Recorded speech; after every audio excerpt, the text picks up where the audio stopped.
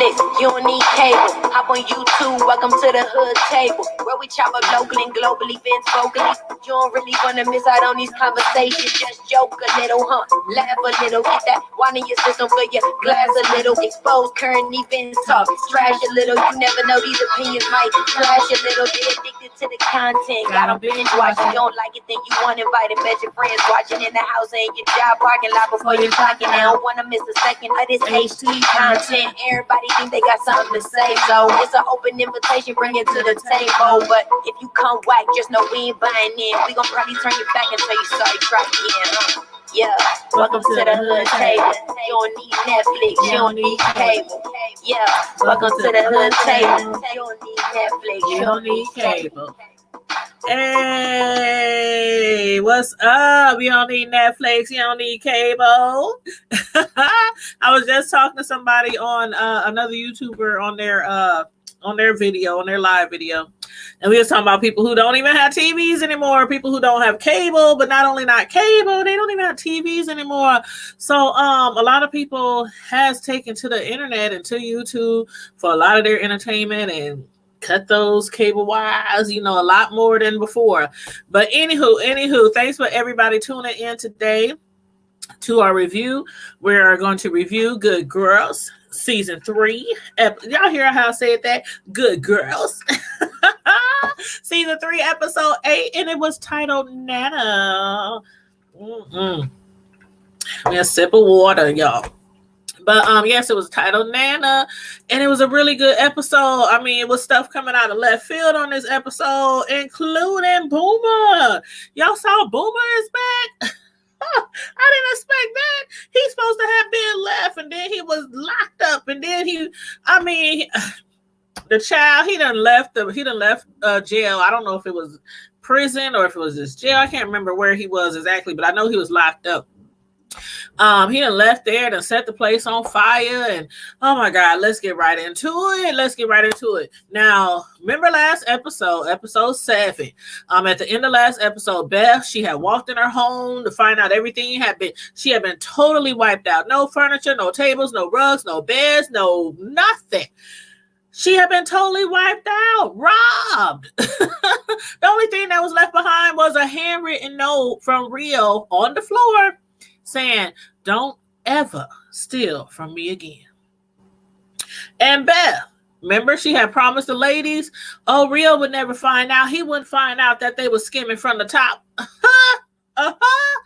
Come on now, we talking about Rio. They should have clearly known by now that Rio ain't no fool. He ain't no punk. He ain't to be toyed with, especially when it comes to his coineth.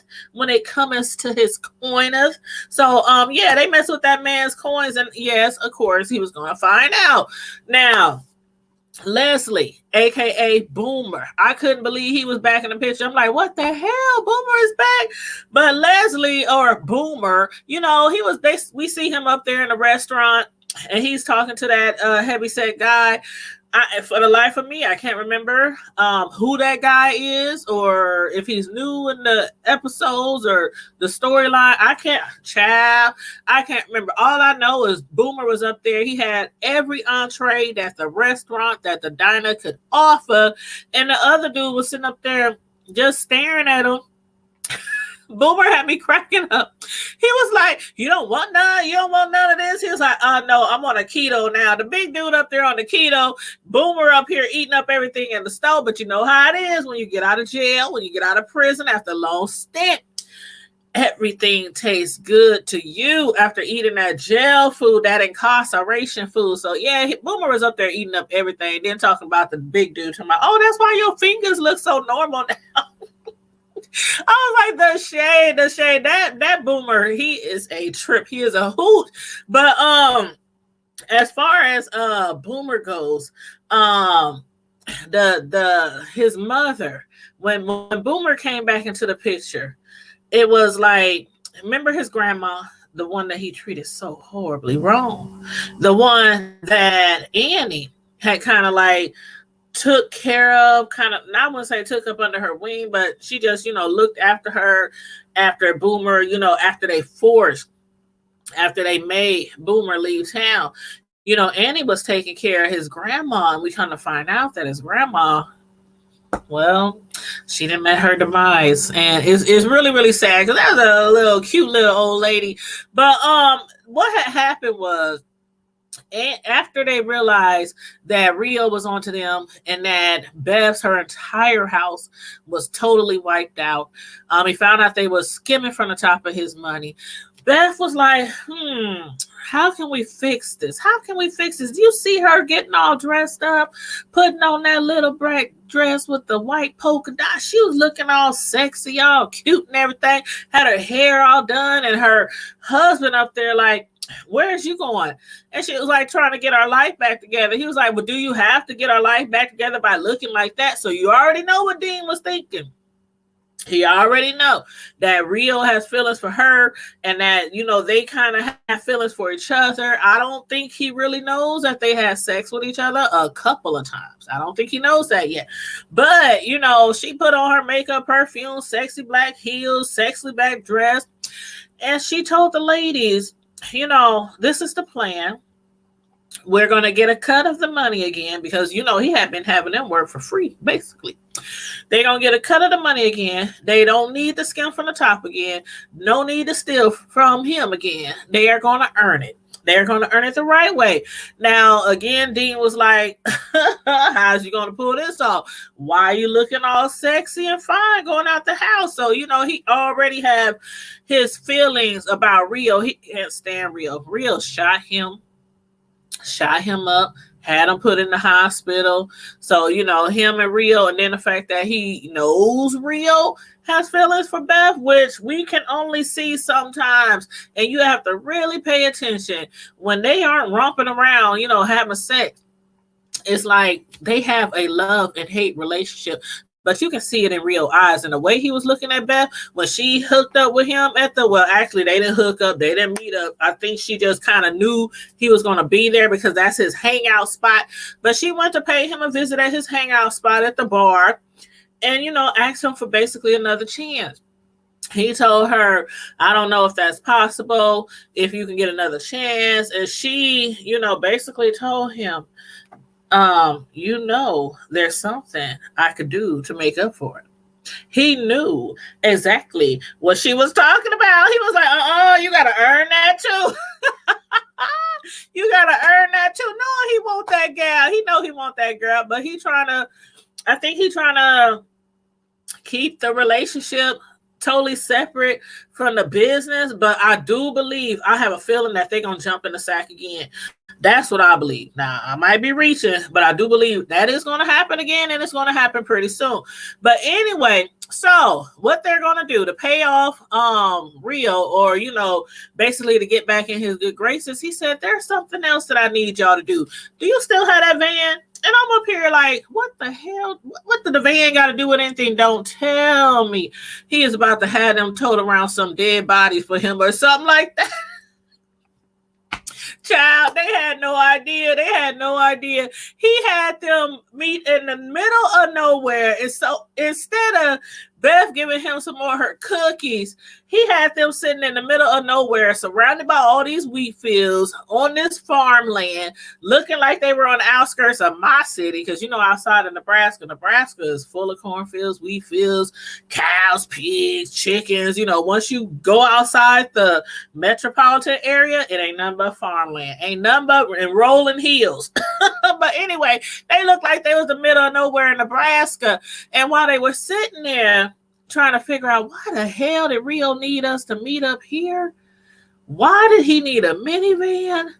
I'm looking behind them, and out of this tunnel comes this dirty old slick of a man crawling out of the tunnel. And I'm like, what the hell? Who is? And then he walks up behind them and he's like, Annie Banani. Remember, he used to call her that when he was the manager of the grocery store where they stole that money from. That's where they first got into it with Rio. When they stole that money, they thought it was just Dirty money, drug money. They didn't know it was Rio's money though. So that's where they first became indebted to Rio. And they've been indebted to Rio ever since. But anyway, he was like, Annie Benetti, they turned around like, oh my God, Leslie, what the heck? Boomer, why are you here? Why this fool? He done left the prison, got his face all tatted up, talking about Rio said if he lit the fire in the prison, he would make sure he got into Canada. Because remember, that's what the ladies told him to go. They banned him and told him he has to move for Canada. That's the only way that they would not kill him. Because remember, they were supposed to kill him. They didn't. They told him to move as far as away, go to Canada. They gave him some spending money, told him do not come back. This fool done came back. This fool didn't come back and come to find out. Remember, I don't know if y'all remember this, if y'all been watching the show from the beginning, but remember, he had tried to assault Annie, Beth's sister. He tried to assault her one day. So guess what's been going on with him? In jail. While he been locked up. He was in solitary for a while because the same thing he tried to do to Annie really got done to him in prison. And in order for him to heal,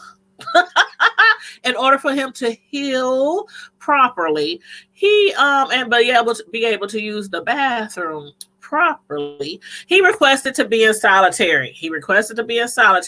But when they gave him a chance to go visit his grandma, Mary Ann, I thought that was probably a bad idea. I was thinking that he was probably trying to run away. He would try to get one over to him. But then when they realized that Grandma Mary Ann, she done fell, she hurt herself, she died, Annie started to feel guilty because she knows that her grandson, Boomer, he used to do a lot of stuff for her. Once they sent Boomer away, Annie started doing a lot of stuff for her. But then Annie stopped doing stuff for her, and she died on her way to the salon, which was where Annie used to always take her. So she kind of felt guilty because they were being forced to take Boomer to Rio. And they were under the impression that since they were supposed to kill him, they forced him to move to Canada. He didn't go to Canada. Now he's back. And Rio said, there's something that I want you to do for me. And come to find out, it was to bring him Boomer. So they realized that they're probably handing Boomer over on a silver platter to Rio. They start feeling guilty. Like, oh, the man, his grandma done died. You know, we done forced him to move out of town. So I'm pretty sure they thought that Rio was going to kill him. But, you know, I think he should have kept going. But do y'all think that Rio is going to kill him now? Because Beth and them, you know, they said, they told Rio, they was like, you don't have to do this. You don't have to kill again. They put that man back in that bag, back in the back of his trunk. They delivered him to Rio, but Beth just could not drive off. She was like, I don't know, the guilt from all the people that they done already killed. And you know, remember Lucy. So they feeling the guilt. Annie's feeling the guilt because she, you know, used to take care of his grandma, and now she doesn't anymore. But I think Beth having mercy on Boomer and pleading with Rio not to kill him, even though Boomer was going to get them more money, get their job back, get 12% off of the top. I wonder if Rio is going to let Boomer go or if he's going to kill Boomer. So I don't know. We saw at the end, they was dragging him around in that bag and he was pleading his case. So y'all let me know what y'all think he's going to do with Boomer. But, what about Stan? What about Ruby's husband, Stan? Now, this whole thing with Stan. We know Ruby and the ladies, of course, they've been grinding, they've been out there hustling. They done basically turned into like some lady gangsters. They done committed murder, laundered money, made counterfeit money. They done robbed people, they done jacked people. I mean, burglaries, they done it all. Ain't nothing they ain't did so far. But Stan, you know, being that he was off of work because of that investigation, he started doing his own little hustling on the side. which was all good and dandy, till Ruby realized how much money he was really making. She's not feeling it. And I'm like, the nerves. Like, did you see the expression on his face when she didn't want to accept that new anniversary ring from him? Like, he had the mood all set. She came home and he had like the solid gold lights, the solid gold curtain. They was playing Salt and Pepper, Push It by Salt. Like,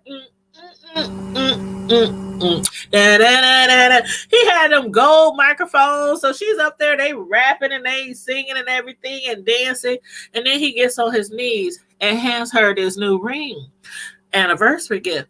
She had the nerves to tell him that she don't want to accept it, that she can't accept it. Like, they've been accepting all the money that she been making out in the street illegally, including money to take care of their daughter who has a chronic illness, to pay their mortgage, their lights, their gas, and everything, to feed and clothe them. But when he goes out and gets some money, she can't accept it. I'm like, what gives, Ruby? I mean, it's like, I think the way he looked at her was like, as if she has to be the only breadwinner, the only person to bring in the bacon in the household. Or maybe she's looking at it like, we already have one parent in the household committing crimes and doing illegal activities. We don't need both parents in the house committing crimes and doing illegal activity. Do y'all think that's how she's looking at it? Like, she's scared that, you know, both of them might end up getting in trouble, getting locked up, especially when he might, you know, have his job back. So he might be getting his job back soon. So y'all let me know how y'all feel about that. I want to talk about Annie a little bit. Annie, now, you know, the situation that she has had over the past with different men, her daughter's father, you know, just failed relationships. And we know what happens after she goes through those failed relationships. She's getting really depressed. She gets emotional. She's an emotional wreck.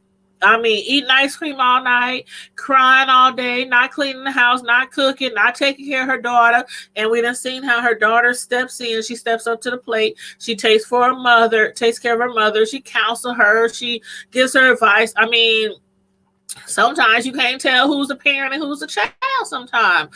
So her daughter sees something happening, and she notices that her mother, has feelings for her mother's therapist.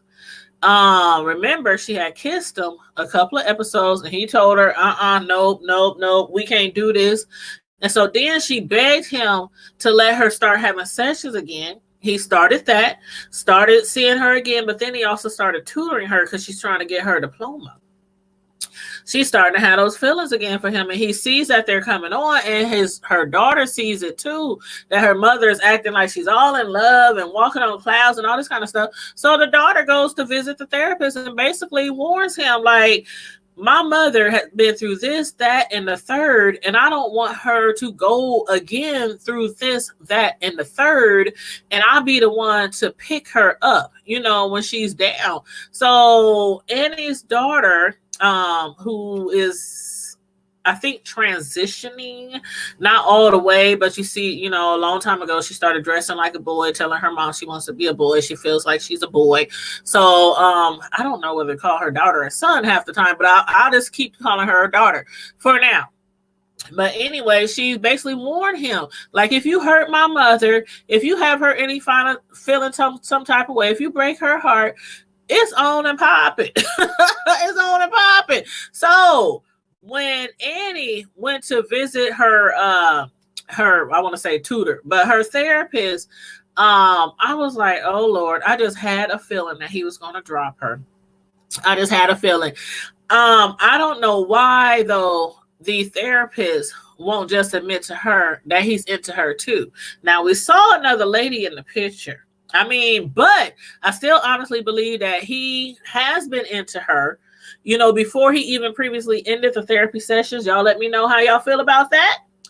But I think then he should have just referred her to somebody else so they can kick it if they wanted to. But then we see she goes back to the therapist, and the therapist is there with another woman. I'm like, hold the hell up. No, he ain't up there with another woman. I mean, it's pretty woman too. And they up there kissing and stuff. And he introduces her as a tutor and, you know, recommends to Annie that she's a better tutor than him and she'll be able to help her more and everything to help her get her diploma. And then she's like, okay, I'll see you at home, honey, or I'll see you at home, sweetie, or whatever she said to him. And I'm like, after everything that her daughter just spilled to you, you gonna go ahead and kiss this lady right in front? I mean, on a normal situation, that would have been cool, but he already knows how fragile Annie is. That's why she's in therapy. And then on top of that, her daughter comes to him and explains to her how fragile she is. Which again is why she's in therapy. And then he kisses this woman in front of her. And you just see Annie's heart just drop. She's like, what the hell is going on? Like, what? When did this happen? Because I don't recall him ever mentioning that he had a woman. Do y'all? I don't remember that. I don't remember that. And then you can see she already started breaking down. She took Boomer's mother's ashes and she took them, you know, to dump the ashes because he couldn't do with them what he wanted to because Rio has him in a bag right now, a duffel bag. And so she went to dump the ashes and she just broke down. She started crying and wailing. And I'm like, oh, Lord, it's happening. It is happening. So y'all let me know what y'all gonna think gonna happen with that situation, with that storyline as well. But in the meantime and in between time, everybody, make sure you hit the like button, share the video, and also subscribe to the channel if you are not already subscribed. And make sure you also tune in Friday night at 9 o'clock for our Friday Night Live on the Hood Table. I'm out. Deuces.